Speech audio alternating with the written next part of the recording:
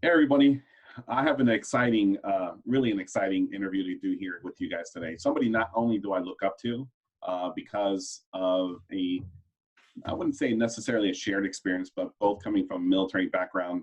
I've always looked up to these individuals when I was in the military because they always went above and beyond. And I always felt that, in leadership, including the military, in leadership, we're always seeking an example to strive and to become and to really go out there and achieve things that you wouldn't think is possible. Now, in business, it's the same thing as getting a mentor or guru, trying to find somebody that has more experience than you, is ready for any circumstances that business may come into, that you may come into in business, and you try to work and learn, but these individuals are experiencing that. They're understanding that they're entering a space that is unknown, but they're prepared because of their experience and because of the training that they had. So today I have the pleasure of really bringing to you guys Larry Yatch, who's a former Navy SEAL.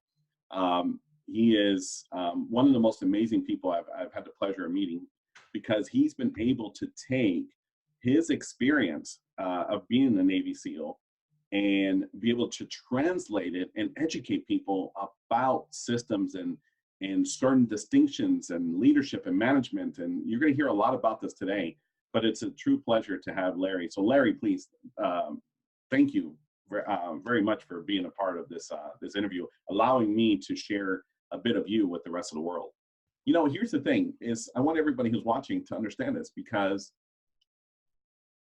as a leader, as we are CEOs, we think we lead and we bring people on board to fill a role.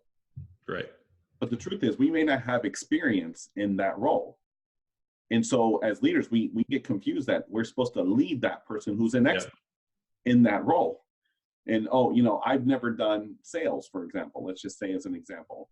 I've never done sales. I'm not a high-performance salesperson, but yet here I am. I'm about to lead a high-performance salesperson. So you look within your team, and that's a different kind of perspective than looking at it from a manager perspective. Saying, I'm going to build an environment to support that salesperson to high performance.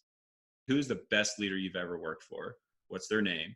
Give me one action, one specific action that they took on a consistent basis that had you assess them as the best leader you've ever had, and how did they make you feel?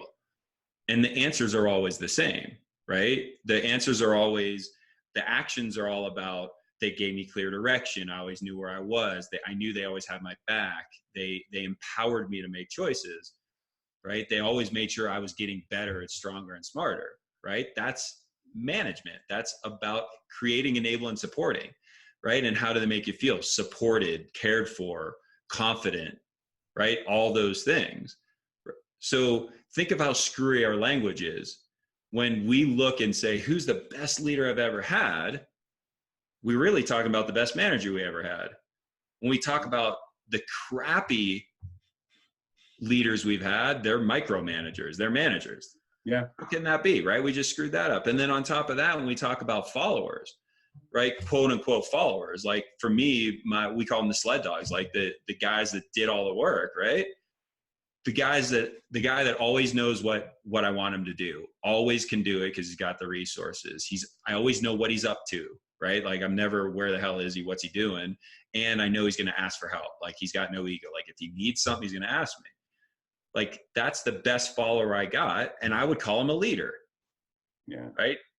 So how screwy is our language? And that's why the distinction, being able to just get the distinctions in an organization to say that a manager's job is to create, enable, and support leaders. And a leader's job is to take effective action and evoke effective action in others. Now, all of a sudden, we can start coordinating action together.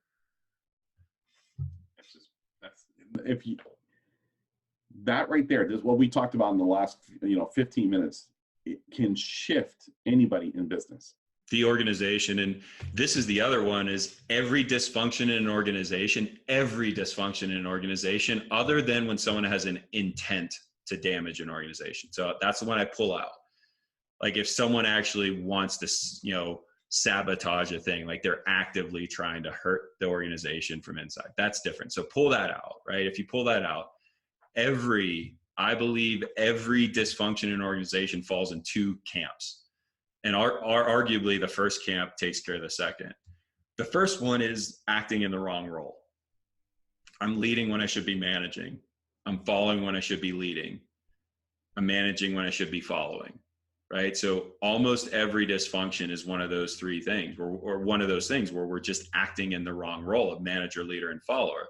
And every organization, even in a team of two, just two, like think about like my husband, I have a beautiful wife, right? Husband, wife team, we work together. We work together in business. We raise our family together, right? So we got full gamut of teamwork on our side. Even when we do something together, someone's got to manage, someone's got to lead, someone's got to follow, right? Those roles have to be held. Because if you just have someone managing, someone leading, no one's getting anything done. If there's no one following, like doing the stuff. So even on a team of two, those three roles have to be held. So look at your organization, look where you have dysfunction, and I guarantee it's based on someone acting in the wrong role. And then the second piece to that is the other cause for dysfunction is the first thing we talked about, lack of knowledge, like not having the information, the skill, the knowledge that I need, right? It's an information gap. And if you look at the roles of manager and leader, right, a manager's role is to make sure that their leaders have all the information they need and skills they need. And a leader's role is to make sure they get all the information and all the skills they need. So if you just stay in your roles, well, the information things, the knowledge thing's never going to be a problem. Yeah. Extremely powerful. What you guys have just learned there, what you guys have just heard. And that's why I was in complete shock in the beginning of this course. just to understand the distinctions, because you ever, and I'm asking this to everybody, because you ever saw something working so perfect, but didn't realize or didn't understand why it was working so perfect, and you would put it to it's common sense, right? This is what we're meant to do. Simple. This is what we're going to do, and right. But the truth is, if you could identify the sequences, you can identify the processes that created that perfect environment that we think is common sense, it shifts everything. Yeah, that's gold. You're able to apply that to other elements of your life. Yeah.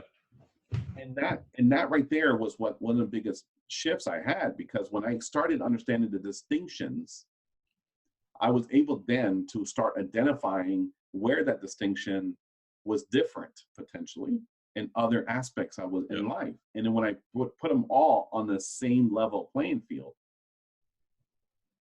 I started seeing chain like a chain reaction to differences. And that's why this course that I am taking with Larry and his beautiful wife, as he mentioned, Ann, it's absolutely amazing, and how you're able then to look back from your experience and say, yes, that's why that worked.